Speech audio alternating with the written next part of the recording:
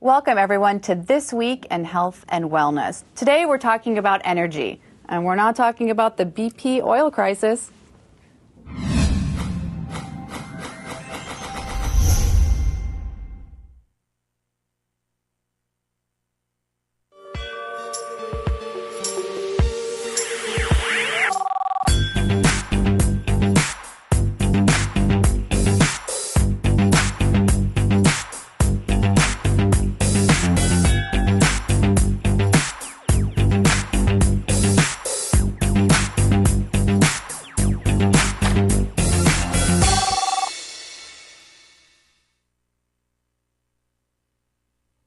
Hello, everyone, and thank you for joining us in This Week in Health and Wellness. Today, we're talking all about energy. I'm Julie C. May, and today we don't have Carly Harrell with us, but we do have Susan Emmer, who is the food editor for Healthy Bitch Daily. Hi, everyone. And we are thrilled to have you. Thank you. Today, guys, we're going to talk about energy, how we kill our energy, why we always feel so brain dead and tired, natural ways we can increase that energy. We're going to talk about energy bars, energy drinks. You think you like them. Hopefully, after you hear our stories today, you won't be drinking those anymore. Change your mind. Yeah, and we have Jennie Erke in studio today. We're going to be talking about Ayurvedic medicine. But first, Susan, my little science geek, why don't you tell us a little bit about how energy works in the body? Sure. Well, let's first look at this graphic that's on the screen right now. And basically, this shows the body's use, the physical and chemical processes that the body uses for energy. And we're going to go through step by step each of these processes. Really, Susan? Okay. I wouldn't do that to you. So what we're going to do is I'm going to really simplify it for you. So it all starts with plants. Plants get their energy from sunshine. And then in a process called photosynthesis, which you should remember from Science 101, it takes the energy and it converts carbon dioxide into sugars. So then we eat plants, we're eating the sugar. Or if you're a carnivore, you're eating the animals that have eaten the plants. And so you're having the sugar in your body. And then the sugar goes into your cells, and that's energy. Now, what's really interesting and really important is that your brain cells can only use the energy from glucose or from carbohydrates. And if you go 6 to 8 minutes without glucose, you have brain death. Okay, Susan, I want you to repeat that because I think that is critical. Isn't that amazing? So basically, as we said, it's 6 to 8 minutes you have to have without glucose, and then you have brain death. You just described my 20s. You did. Okay, so let's talk about quickly why or how we actually can kill our energy. Okay, there are some obvious things. Not sleeping enough, eating poorly, not exercising, which I am guilty of that. But one thing I think people don't know about is adrenal burnout. Listen, everyone tries to be perfect. We all want to be the perfect wife, the perfect mother, the perfect employee, but being perfect has a huge price, doesn't it, Susan? It has a huge price. You don't realize that all of those things that you just described are stress. So basically, our body reacts to stress with the flight or fight response. And so what happens then is your body produces these hormones, cortisol and adrenaline, and it keeps producing it and producing it every time you put the stressor on yourself, and eventually it will burn out. So basically, what you're trying to say here is chill out. Exactly, chill because out. The more you go and you burn both candle at both ends, is that the saying? I always forget that saying. Burn the candle at both ends. Both ends, which you said you used to do all the time, yes. And now you're taking it much easier in life. Much easier. I've learned the hard way. So for all of you, take it easy now. And so that you're not going to feel as tired. Exactly. And caffeine. Caffeine. I am so guilty of this. I definitely had a couple of cups this morning. I'm not going to lie. You and me both. So let's talk about these energy drinks. Yeah, energy drinks, really controversial. Let's first watch this commercial from Entourage, which is one of my favorite shows. My all-time favorite. 兄弟，喝这个。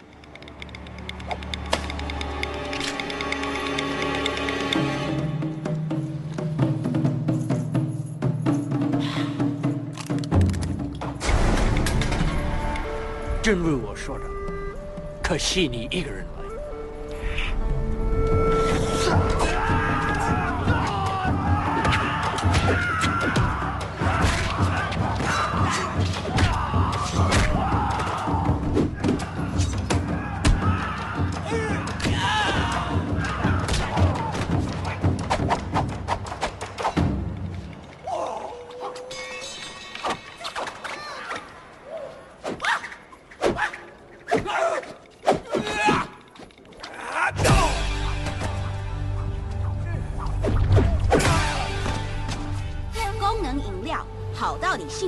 炸。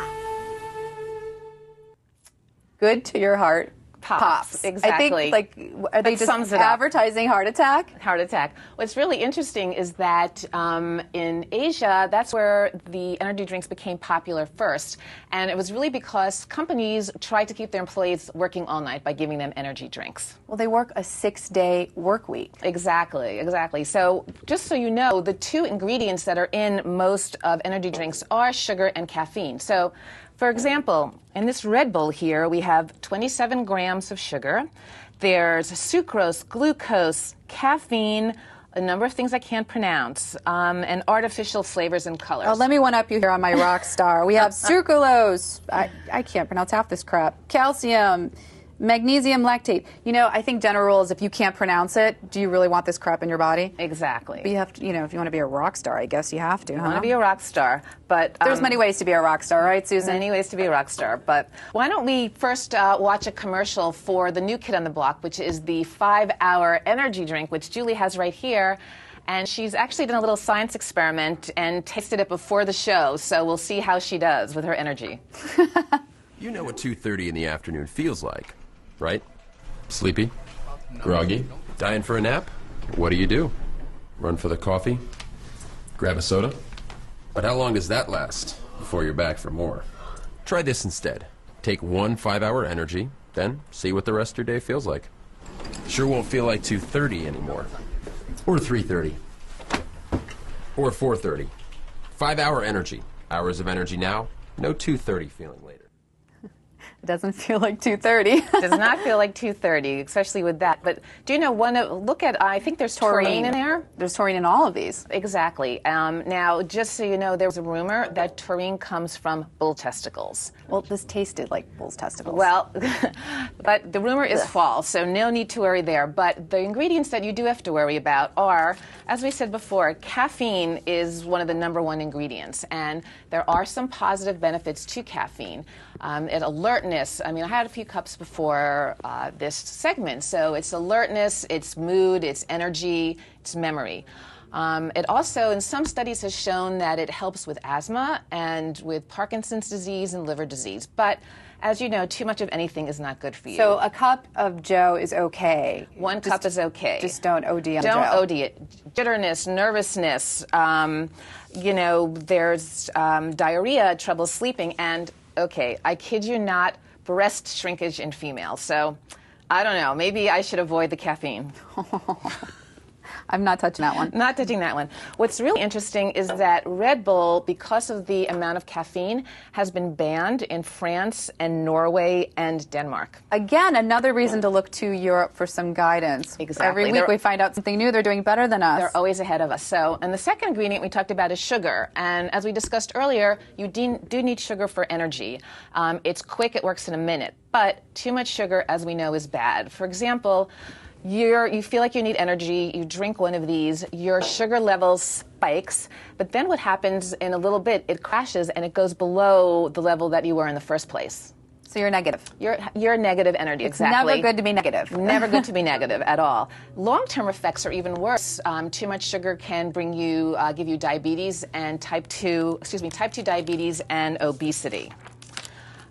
So basically, in summary, most health experts agree that you should avoid these energy drinks and really stick with good old H2O. I agree with that. Another thing is these energy bars. It's a $1.4 billion market. Wow. I know that when these came out, I was in college, and I was a balance bar freakazoid. I would eat like 4 a day because it said something about balance and losing weight. I'm convinced unless you're climbing Mount Everest, these things are not good for you. It doesn't sustain you enough. No. Now, and some things that some people don't know about these energy bars is that a lot of them are fortified with a lot of vitamins and minerals. And too much vitamins and minerals, it's not a good thing. Oh, I love that one, Stinger. Stinger, yes. But these are packed with sugar. You should have a full meal is actually more satisfying than one of these bars. No question. And people don't realize that. People don't realize that. Calorie-wise as well. I mean, eat an apple. I mean, that will actually benefit you more than one of these. And they also say if the first ingredient on an energy bar is some sort of sweetener, toss it.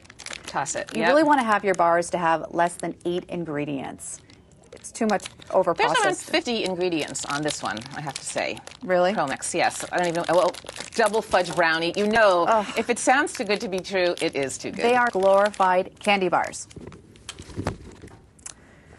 Okay, Susan, we talked about the pros and cons of energy drinks. We talked about the pros and cons. Well, there's really no pros to the energy bars.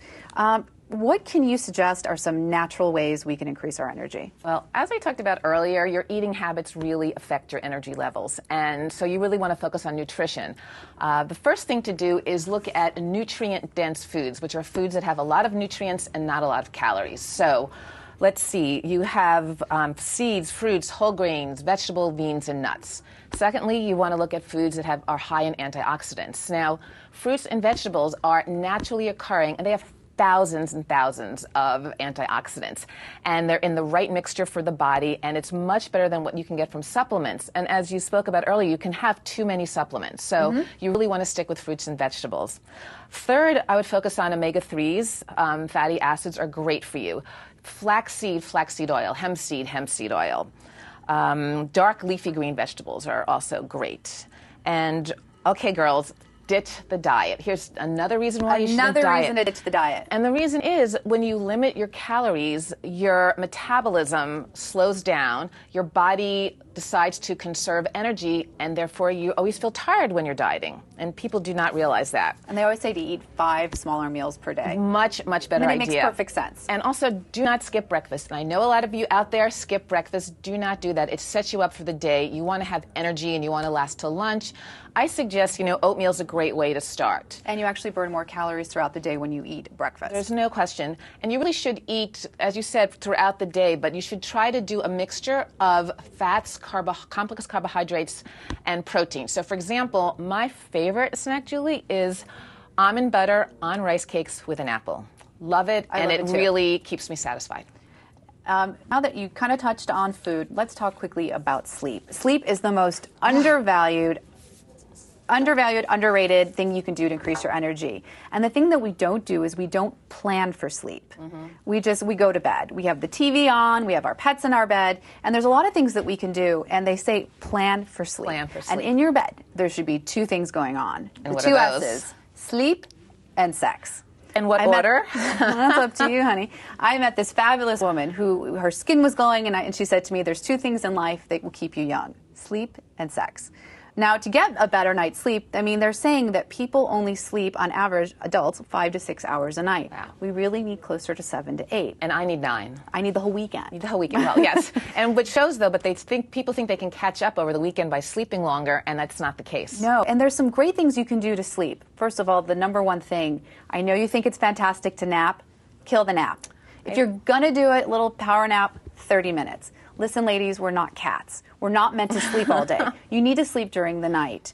And if you're going to read a book, unless you're reading Skinny Bitch, right, or some sort of amazing, sexy romance novel, kill the thrillers. You don't need to be reading about, murders and all these horrible things right before you get shut-eye. Well, also because you dream about what the last thing that you think about. So if you watch the news or read something scary, that's what you're going to dream about. I'm going to dream about something warm, romantic. Romantic. I don't want to. Exactly. A knife is the last image I don't need. Exactly. Also, light. They say that if sunlight is coming through your window in the morning, you might be sleeping, but your body knows it's there, and subconsciously can actually affect your sleep. So make it as dark as possible and kick the animals out. I just kicked out my German Shepherd out of bed. I felt awful. I haven't slept better. My 2 dogs sleep on the floor. They're happy and I'm happy. See, you're very smart. And avoid nicotine. No brainer. No brainer. Smoking, so 80s. And cut the booze before you go to sleep. I know you think you're helping yourself, but actually it could be the reason why you're up all night having those horrid dreams. Yeah, I toss and turn. If I have alcohol and it's too late, I toss and turn all night long. So remember, ladies, get your good night's rest. Oh, men too. I don't know why I'm just saying ladies. Everyone, get some sleep. Sleep and sex. Sleep and sex. Sex and sleep. Great things for energy.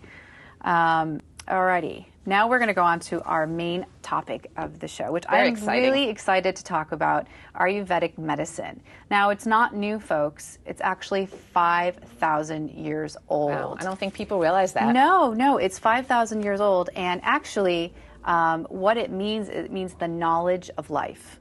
Wow. And it's actually the thought process of including nutrition, meditation, proper nutrition, herbal medicine, exercise. It's all about having like a really healthy daily routine. And it's becoming very popular. And I'm really thrilled to say that we have Jennie Erke in the studio. And we're going to be talking to her today about how it applies to energy. Right. Because I think we all need to know how to get our energy up. Exactly. So welcome, Jennie. How are you? I'm great. How are you? Thank you for having me. So in simple terms, can you just first tell us what is Ayurvedic medicine? Just really simply put, it is a practical art of daily living. But what makes it really unique is that it deals with the individual's root discomfort or disease, as opposed to dealing with the manifested symptoms. So you want to get it before you even have the symptoms. Exactly. Okay, that makes sense. That makes sense. Now, can you tell us how we identify our doshas? Because we don't have the quiz in front of us. But first I want to actually ask you really quickly, I'm sorry to interrupt. Oh, sure. They talk about 5 elements. What are these 5 elements to the whole kind of philosophy behind it? So essentially everything in the universe is comprised of 5 different elements. Those elements are space, they're air, fire, water, and earth. Right. Ayurveda breaks that down into 3 different doshas. Vata is the first dosha, and that is air and space. Okay. Pitta is the second one, that is fire and water. Okay. And Kapha is the third one, which is earth and water. Okay. You know what, I think we should put Vata back up if that's possible, because I think you're going to kind of go through each dosha and kind of tell us how one can kind of look at somebody and kind of identify what their dosha is. Yeah, and you can simply just look at a person sometimes and see clearly what their dosha is. For example, Vatas tend to be thin and light. They're quick thinkers and doers. They have a lively personality. They're constantly creative and moving about. We can look at Susan and we can see she's more slender in her build. She's probably a Vata type. Okay. You're Vata. I'm Vata. And I like it, yeah. Yeah. And moving on to Pitta, they have a more moderate body type. So we can look at Julie and see that she's more of a Pitta type. Okay. Is it because I'm so intelligent? Also because you're very intelligent. Well, it said it. I'm reading. It says intelligent. It says intelligent. They usually have a more muscular build, and they are really smart. They're very determined those muscles, Jules. and focused. Yeah, but I'm not fair-skinned, or I don't have freckles. I mean, that is one of the. That's one of the things that can determine a Pitta type. But not all Pittas are red-haired and freckled. And aren't most people a mix with one dominant? People usually tend to have one dominant or 2 dominant. Oh, interesting. Yeah. Okay. And then finally we have Kapha. And Kapha, they are heavier, larger frames. They're more leisurely in their movement, and they're very great, loyal, nurturing people. Wow. Well, today's segment was all about energy. So how do people get energy instead of being sluggish and tired all the time? What do you suggest? Well, each dosha is going to obtain energy differently. Okay. So the trick is kind of knowing what your dosha is and knowing which foods to choose that are going to work with your body type as opposed to against your body type. So let's say for me, if I'm sluggish and tired as a Vata, what would I do? So Vatas respond really well to regular eating every 3 to 4 hours. That's what I do. That's great. I'm on feedings. Sound like it's like a baby. I need sleep and I need food, right? Yeah, and they need primarily cooked foods. And the greatest snacks for Vatas are seeds and nuts. I love. They're full of vitamin E, like almonds and sunflower seeds. Great. So the almond butter that I have in my rice cakes. Okay. Excellent choice. Good. Helps keep their mind calm. You feel vindicated? I feel vindicated that I'm doing the right thing. Yes, you are. Oh, good. Well done. And then what would Julie take for energy? For Pittas, I always recommend really great grains because basically what grains can do is release that wonderful serotonin hormone that makes us feel calm and cool and in control. And so grains that are great for that are oatmeal, like you mentioned before, quinoa, and barley. I love quinoa. But what can people do overall to get, you've talked about our doshas and what we can do to balance it, but if you were to say to someone in general, like a couple of food things that people can eat to not these bars and the drinks, but what would you recommend? Well, basically you want to keep your food simple and whole. Okay, so you don't want to go for the quick fixes because what they're going to do is they're going to amp you up and allow you to crash. And it's basically just a fast food, junk food. So you basically, energy bars and energy drinks, not avoid at all costs. Yeah. Okay, for all the doshas. I've already taken them off the table. For all the Okay. I kind of knew she was going to say that. Okay, this away. It's important to get all of your meals. Okay. And I do think it's really important to have healthy, simple snacks. So apples, almond butter. There's a variety of simple foods that you can just go into the produce section and grab. And knowing your dosha is going to help you know which ones are going to be the most powerful energy for you. Well, we didn't talk about kapha as far as what they should be eating if they need more energy. Yeah, and kaphas do respond really well to lighter meals full of high energy food, which would be fruits and vegetables, primarily vegetables. Okay. The ones that I think that are the greatest stress reducers for kapha are the greens like broccoli and spinach. Interesting. Oh, So okay. it's that individualized. I love that. Yeah. So vata is more seeds and nuts, just to recap. Yep. Pitta is, for like myself, is more grains, and then kapha is more leafy.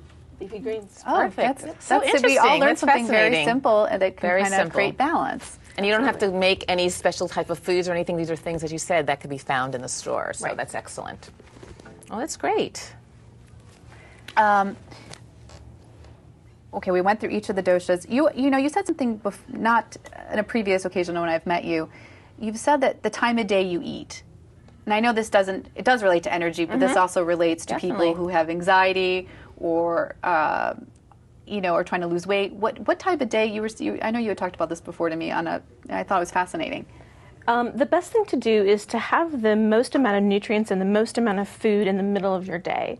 Between the hours of 11 a.m. and 2 p.m., your digestive fire is the highest, and you can assimilate the most nutrients. So they say to have like lunch should be your main meal Yes. instead of dinner. And so the way that I view it is you have 2 handfuls of food for lunch.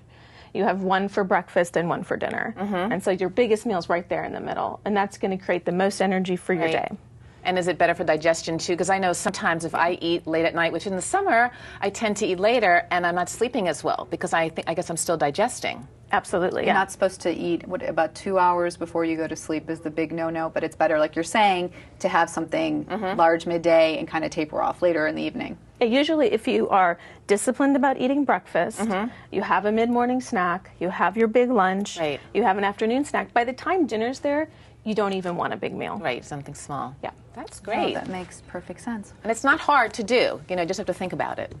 You just have to plan for it and rediscipline our lifestyles. But it's worth it in the end for more energy, which we all need. Now that we're on the topic, and again, this is veering a little bit off from energy, but I think this is so fascinating. What are the other, I touched about it a second ago, exercise, meditation, massage. What do you think is the next most important thing, or are they just all equally important? For me, it starts with nutrition. Ayurveda has a saying that food is the first medicine. Food is medicine. I agree with that. I like that. So that's the first place to start. From there, I recommend sleep. Okay, sleep is 2. And then 3 is exercise. Oh. I like that. Because people you can over-exercise. That actually is a stress on your body. Correct. And you were talking about adrenal fatigue earlier, and that is one, people don't realize that you can over-exercise. Yeah, 3 hours a day, not a good idea. Not a good idea. Especially for vadas. Oh, for me. Okay, not a problem since all I do is walk the dog. Another excuse not to join the gym. Okay, love it. I want to thank you so much for joining us today. I think we all learned some valuable information. Amazing. I'm actually going to increase my grains. So thank you. Thank you so much. It was really... Okay, so we've talked a lot today about energy. Now, what can we actually recommend if you really don't have the ability to eat and you're on the go? We have 2 bitch-worthy products to talk about today. The first one being Larabar. I'm sure you've seen them. Actually, it was recently acquired by General Mills, and they're organic. I didn't know that. Yes, but they're keeping it same formulation. It's actually gluten-free, dairy-free, soy-free. It's all nuts and spices. It's less than 8 ingredients, which is really important, and it's not processed, no added sugars or sweeteners. It's vegan, kosher. I could just keep going. And the best thing is it tastes good. It really does. It does taste good. The tropical fruit one is my favorite. Yummy. The next bitch-worthy product we have is Synergy Kombucha. Now, it's been in the news a lot lately. They were saying that it's had a little too much alcohol content, so they were pulling it off shelves. It is back on the shelf. People who love it, good news. It does taste a little vinegary. It's probiotics. I've tried it. I have to say, I take probiotics in a pill form, but people swear by it. I just can't do it. It is a health tonic. I guess you have it's an acquired taste. It is an acquired taste. It actually increases, it's an immune system boost, healthier skin and hair. I mean, there's so many great health benefits if you can just get past the taste. Minor detail. The synergy that we just showed you actually has some fruit juice in it to kind of give it a little bit added flavor. I do have an interesting tip today. I saw this on their website and I had to share. Nobel Prize winner Alexander, and even though I'm Ukrainian, I'm going to kill this. Something Russian. Yeah, something. Russian wrote that drinking kombucha helped him survive the Siberian slave camps of the former Soviet Union. That's a pretty good record of success there. That works. Yeah. So if you need an energy drink, this is what we recommend. Thank you, Susan. Thank you so much. It was so fun having you today.